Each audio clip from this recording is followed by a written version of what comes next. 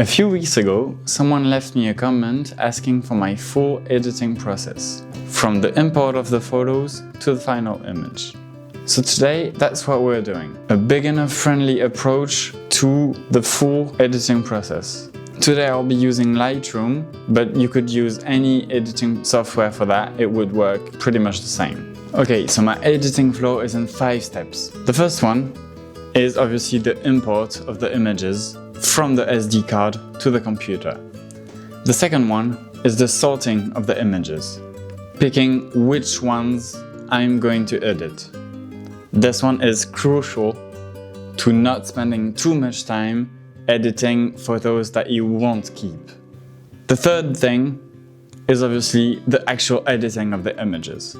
This can be possibly cut into 2 parts, which would be editing in Lightroom for the base of the edit, and then switching to Photoshop for more precise and complex edits. Then the next step after that is obviously the exporting of the images, and lastly the sorting and storing of the final photos. So the first part is obviously to import the images into the computer. So I've done that already, and I created a folder with the date and the subject. Here it was very broad because I was just shooting while I was walking and stuff. It wasn't a planned shoot. If it were, I would put the name of the shoot. And so in here I have my images, which I will then need to import into my software that I use to edit. So my software is Lightroom, and so I will import, select the right folder and click import. You will then find the imported folder here. As you can see, I have many other with similar names so that I can clearly find which one I'm looking for. Once it's imported, you go into the second step, which is sorting. You need to select which photos you want to edit and which photos you will just leave on the side. You physically cannot edit every photo, especially when you shoot a lot. So if you want to save time, a lot of time will be saved here. So what I'll do is select photos. For that, I'll use the ratings here. When I click on my keyboard 1, it gives the photo 1 star. 2, 3, 4, 5, 0. You can do that with your keyboard, it's way faster. You can also use the arrows to go from one photo to the other. So we'll start with the few first photos. As you can see, there's these 5 photos which are very similar. So I'll only choose 1 or 2 out of these, because there's no need to edit every single one of them. So I just go through all of them. And personally, I don't really like any of them, but I think the first one is better. So I'll set the rating to 1 for the first one. Then I'll go on and select the photos that I like. For example, I think this looks good. I'll set the rating to 1. And you do this for all of the photos. When you've gone through all of the photos, you can click on Attribute here and filter to rating is greater or equal to 1 star. Now this will only show you the images you've selected. And now that you're there, you can go into the second step of sorting, selecting even fewer photos. As you can see, these 2, for example, are quite similar. And so I probably wouldn't edit both of them. I would need to choose. So this one is a lot simpler and the light looks better. But I personally like when there's someone in the scene. I think it makes it look a lot better. So I'll choose this one and I'll give it 2 stars. Let's say I want to edit this one too. I'll also give it 2 stars.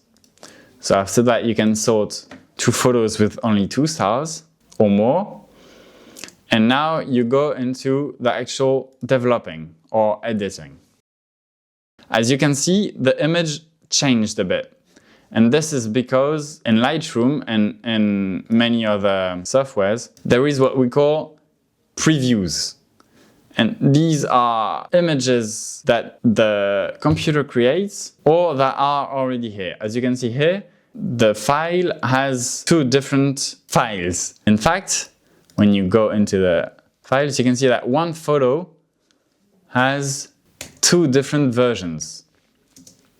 This is because I shoot in RAW plus JPEG on that camera. So this means that when I'm still here, I see the JPEG version. When I click on this embedded preview, now I see the RAW version. This was shot with a Fujifilm camera, so as you probably know, these cameras have recipes which make the JPEG look in a certain way. And so when I develop, I lose that and I go back to the RAW. So you may simply want to use the JPEG, which looks better than the RAW when it's not edited.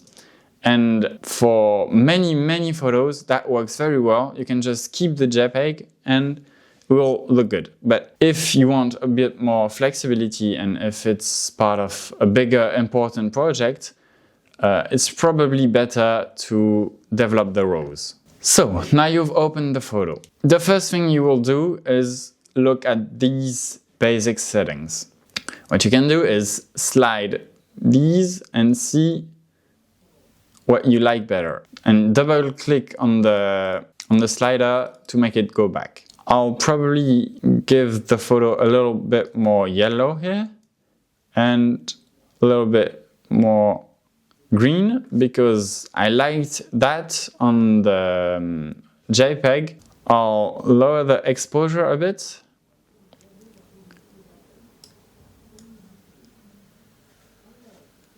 Push the highlights. Yes, it will burn the photos, but I don't want the viewer to be distracted by what's outside. So I'll push the highlights. I'll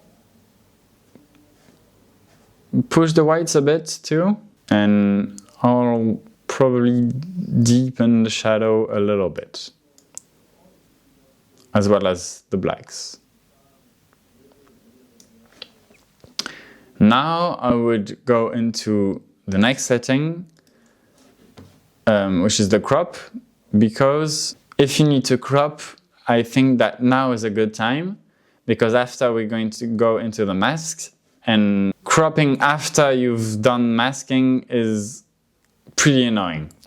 So here you can see that the photo isn't straight, so I'll use this to select a straight line, and you click and only release once you've done the full line. And now it's supposed to be a little straighter, but as you can see, it's not really the case. The perspectives are a little bit annoying, so I'll adjust looking at the windows, and this should work better. But the other angle thing works really well when you can see the horizon. Here, this works. And now we'll go into the masks. What I really like here is the light coming from the windows. So I would like to accentuate that. And to do that, I'll use the gradient and select these, the parts under the windows, and add the parts over the windows. And this, as you can see here, gives us a selection only outside. I'll click O to hide the red thing, which shows us what is selected. I'll go into the menu and lower the exposure a bit. As you can see, if I go completely black, these parts become completely black. And I don't want that. So I'll only use it a bit to direct the eye. I'll use the highlights, lower them a bit. Shadows. And you see, this is becoming a bit too much. So what I'll do is I'll create a new one and only select this part. Because in this part, it seems to work, but darkening the upper part didn't seem to work. As you can see here, this kind of works, lower here, but here it's too much. So I'll only target this part. O to hide the overlay and deepen the shadow a little bit. I will also add a gradient on this side, also to direct the eye a bit more towards our subject here. Maybe lower the highlights. And finally,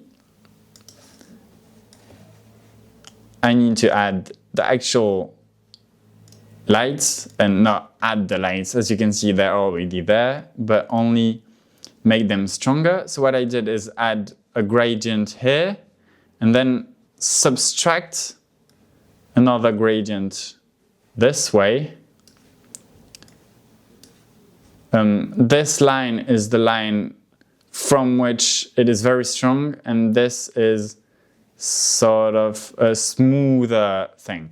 So if I wanted the gradient to be very abrupt, I'd have the two lines very close to each other, and if I want it smoother, I'll smooth it out while extending this one. I'll add a second gradient this way. I don't know why it disappeared. There we go. And this should do it. So as you can see, we have the light like this. I'll maybe extend this a little bit more. O to hide the overlay. And then go into exposure, increase it just a little bit, because we've already done a lot. Maybe increase the highlights, no. Touch the shadows, no. The blacks, yes, I like, maybe. Then you can use these to see the before and after. I like this. It's not perfect, obviously, but I think it's a lot better. There's a lot more depth to the image than there was at the beginning. And you could keep on adding masks to make it even more pop. You could select more areas to have a more precise retouching, and you could go into a lot more, but I think this is the basic stuff that works for most photos. Here I did it very quickly, but if you spend a bit more time on these specific basic settings, you could have a great result. You could also go into presets to use other adjustments that are pre-made. I use this sometimes, but only to find sort of inspiration onto like what the image could look like, and then I'll do it with the settings. And I would then go into Photoshop and do more complex and detailed retouching. But we're not going to go in there because this is beginner friendly and simple. And Photoshop is a bit more complicated. But if you want a video about that, tell me in the comments and I might make a video on the continuity of this editing on Photoshop. Then you would need to export.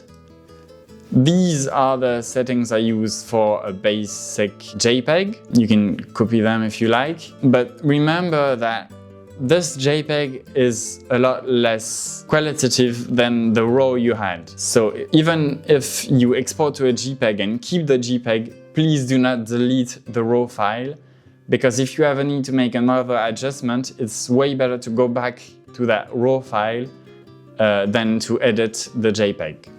So you export, and then you would create a new folder here with the exported images. This is basically it.